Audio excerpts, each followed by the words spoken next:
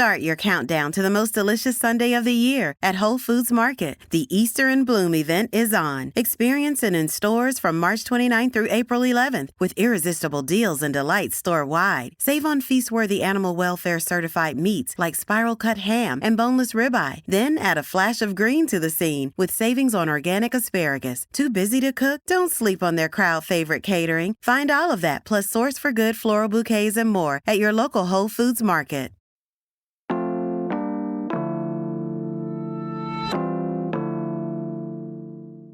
Here's what Pittsburgh's talking about. Running a restaurant is hard. Launching one can be even harder, and launching a new one every couple of weeks seems like maybe madness. But pop-ups are really popular here in Pittsburgh. We're here with one chef who, from the outside, makes it look like a Scandinavian piece of cake.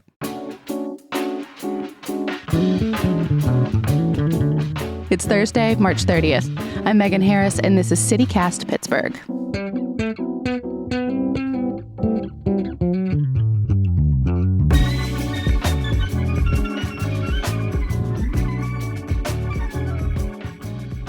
It's Thursday, so I hope y'all came hungry. I'm here with a local chef whose menus can certainly help get you there.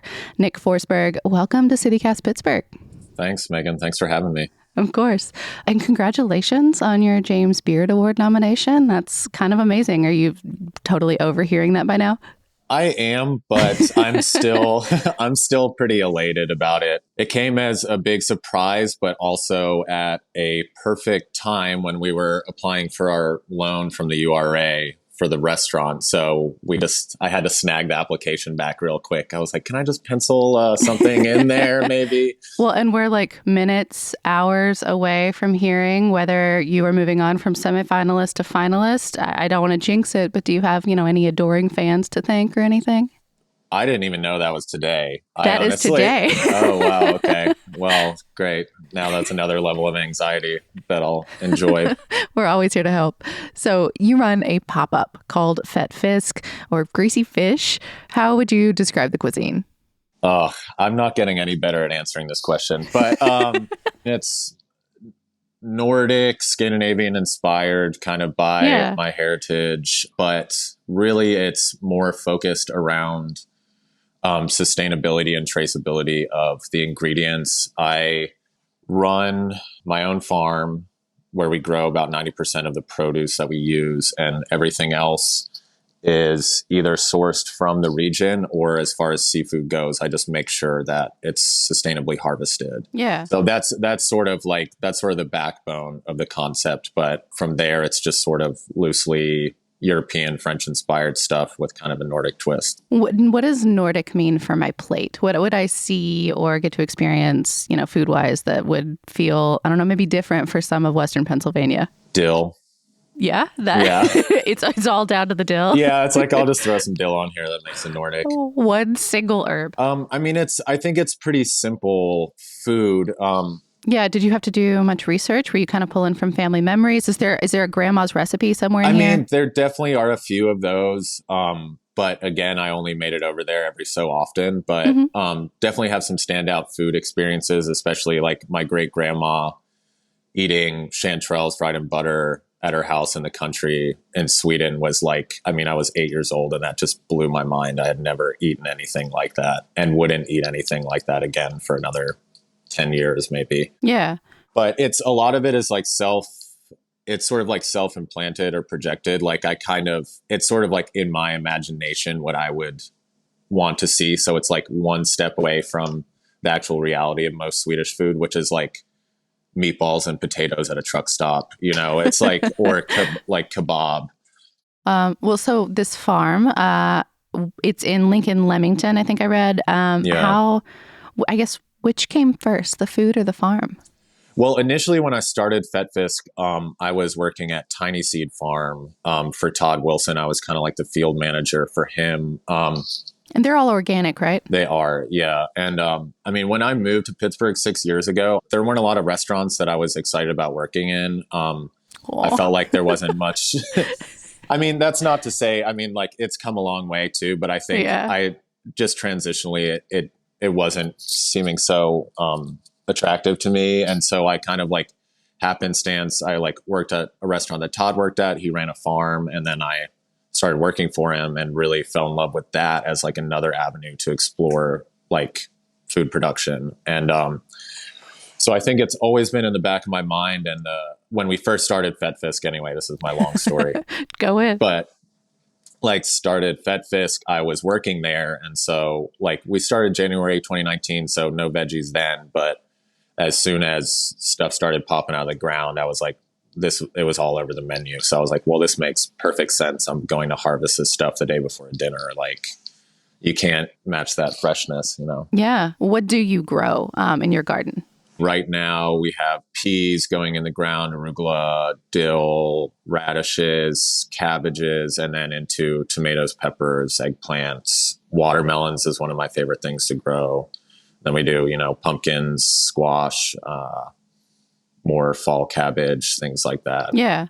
And then with the garden itself, how does that like kind of affect your creative process? Does it feel constraining to be, have 90% of your vegetables come from it, or is it kind of fun? No, I need that. Honestly, I think if someone, just gave me a blank piece of paper and was like, what do you want to cook? I don't think I could come up with a single dish, but you're an like 8 crayon box kind of guy, not a 64 crayon box kind of guy. Yeah, I think so. I mean, you really get to like squeeze some creativity out of your brain when you're confined like that, or at least I do, I think. And I mean, every week I'm a huge list guy. I make lists of all the vegetables that I have, what kind of like preserved stuff I need to use, and then the menus just come from there. So. But what if, your pop-ups are planned weeks in advance? What if a critter gets into the garden and destroys something you've got on the menu? That changes things, right? Yeah, it's a little inconvenient, sure. But I mean, it's like I'm at the farmer's market every week with our stand, so I can kind of make up for losses there. So.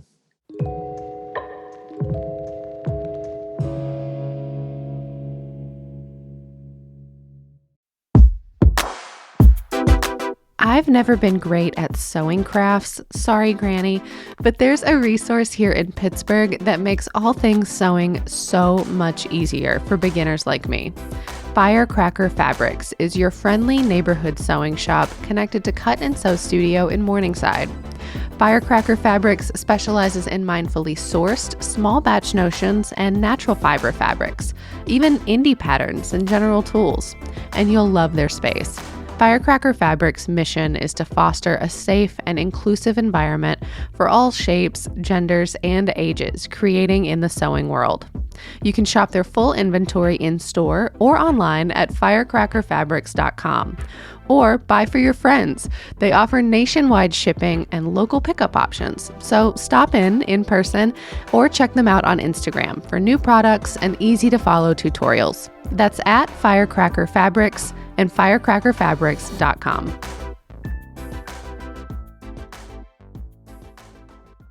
Start your countdown to the most delicious Sunday of the year at Whole Foods Market. The Easter in Bloom event is on. Experience it in stores from March 29th through April 11th with irresistible deals and delights store-wide. Save on feast-worthy animal welfare certified meats like spiral cut ham and boneless ribeye. Then add a flash of green to the scene with savings on organic asparagus. Too busy to cook? Don't sleep on their crowd favorite catering. Find all of that plus Source for Good floral bouquets and more at your local Whole Foods Market.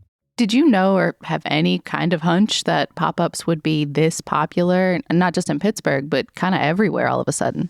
I mean, the pandemic was just like, a revelatory moment where people are like, maybe I don't necessarily want to bust my ass for something that's not mine all the time. And yeah, I mean, I know I felt that way, and I decided to, make the move to full self-employment during the pandemic. I bet. A pop-up, it's like a sandbox, and so people are, they're trying their hand at stuff, and I think it's a great way to get started. I mean, it worked for me. It is working for you. I've wanted to go, but every time you have sold out almost instantly. I'm really impressed, actually, that the James Beard people managed to sneak their way in. Yeah, I don't know. I mean, there was no expectation there that anything like that would happen, and then I just fell on the floor. But you did. So you had no indication that they were coming at all. Yeah. Now it's even worse. Yeah. I mean, I was trying to like take a month off or something to do get into planning for the year and deal with all this restaurant logistical stuff. And then that dropped. And then I had people beating down my door to come eat and also sell me like DirecTV and SodaStream guns and stuff like that for the restaurant. I'm like, you got to hold your horses. Like, it's a good problem to have. Yeah. So this restaurant, it's a location in Bloomfield, the old Lombardozzi building. I want to play a little tape actually from your GoFundMe page. My name's Kate Romaine. I have Black Goddess Kitchen, and I have been a chef in Pittsburgh for about 30 years. Is that true? I'm elder, but I'm not ancient. The first time he did a pop-up in our space, I was more than impressed. Just with his organization, the people that are working with him, super professional, but also obviously his food is some of the best food that's happening in Pittsburgh right now, and I got really excited for this project. So we all know that restaurants are a labor of love, and you have to keep in the creative space. And one of the ways, from my own experience, not having a financial stress when you open or are a business owner is huge. This type of funding that Nick is going for will keep him in the driver's seat as far as his creativity for both his food and for his workplace culture. So he'll be able to make decisions that are informed of the way he wants to create and control his business model. You're 3/4 of the way towards that $40,000 goal. I've seen actually some like Pittsburgh famous and like kind of famous names on your donation page. What has it been like to watch those roll in? I mean, it's been pretty great. I think we knew we would have some community support, but like the generosity of anyone donating, but also certain people has been really humbling. And it'll help get us there for sure. Are you nervous about expanding? I mean, I've only seen photos of Lombardozzi's, but it seems pretty big. Like, What is it, like over 70 seats or something in the bar and restaurant? Yeah, and then there's 3 banquet rooms. Whoa. So I think total, maybe the space at capacity might be like 250. Oh my gosh, that's huge. So you could say I'm a little nervous, but honestly, I think like having events capabilities and the ability to expand within the space is going to really go a long way for keeping our kitchen staff well paid and keeping the restaurant afloat. Well, so you've got your loan, you've got some crowdfunding, and then you're contributing money as well. Correct. I don't know. How does it affect your motivation? Does it add risk? Does it add to your creative process? It added a lot of anxiety when we were going through the loan application process. But I think we put in, like I'm now Greg Austin of 412 and Kate Romaine are part owners now. And I have some equity after running the business for a little bit, and they're chipping in some. And that ended up only being our total project cost is around $400,000. So we were putting in 40, hoping to get 40 from the community via the GoFundMe. And then the loan was about 320, which we got a commitment letter 2 weeks ago. So I'm sleeping a lot better now. Congratulations. I know that's a big load off. For sure. Yeah. I've been able to shift my mindset from just ambient anxiety about that going through now to be like, how do I actually make this happen? And I'm feeling energized and motivated. What's the timeline to open then? Oh, everyone wants to know, don't they? They do. But we get keys to the space in June, and then we probably have seven months of remodeling. So late this year, very optimistically, realistically, it's going to be probably more into next year. Do you think that you'll keep doing a Monday service when the restaurant's up and running? Right now, yes. Cool. I think we gotta keep the spirit, and we kind of have a captive market on Mondays already, and there's just nowhere else to eat on Monday nights. Sure isn't. Not after the pandemic, at least. So yeah, we're wanting to keep that spirit alive and just do a totally banging ass industry night. Sweet. Well, we'll keep looking for that. And we'll put them in our newsletter too, assuming they're not sold out within minutes every single time. Nick Forsberg of Fett Fisk, thank you so much. We'll keep our fingers crossed for you later today. Yeah, thank you. This was really nice, Megan. And an update. As promised, a few hours after we talked to Nick, the James Beard Foundation released their finalists. he wasn't on the list. But another Pittsburgh favorite, Apteca, is. So congratulations to both of them. Getting recognized in any way from this organization is a super cool accomplishment. Winners will be announced in June.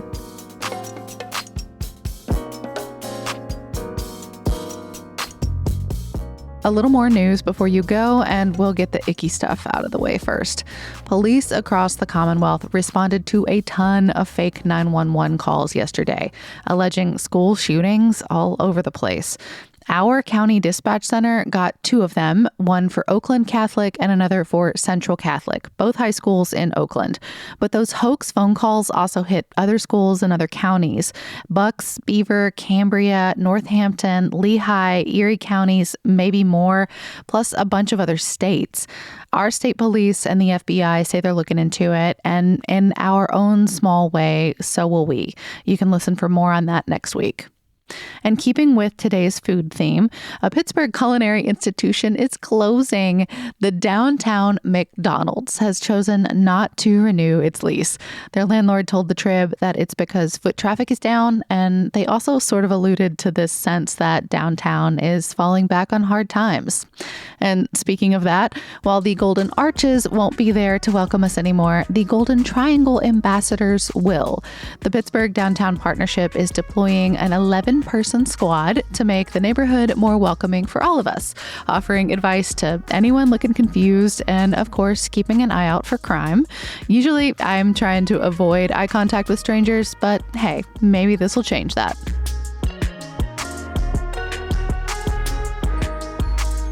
That's all for today here on CityCast Pittsburgh. Remember, every Thursday, we're going to be focusing on food. So if there's anything you want to hear about, please get in those DMs. Send us an email, pittsburgh@citycast.fm, or text us or leave a voicemail at 412-212-8893. All that stuff is also in our show notes. We'll be back tomorrow morning with more news from around the city. Talk to you soon.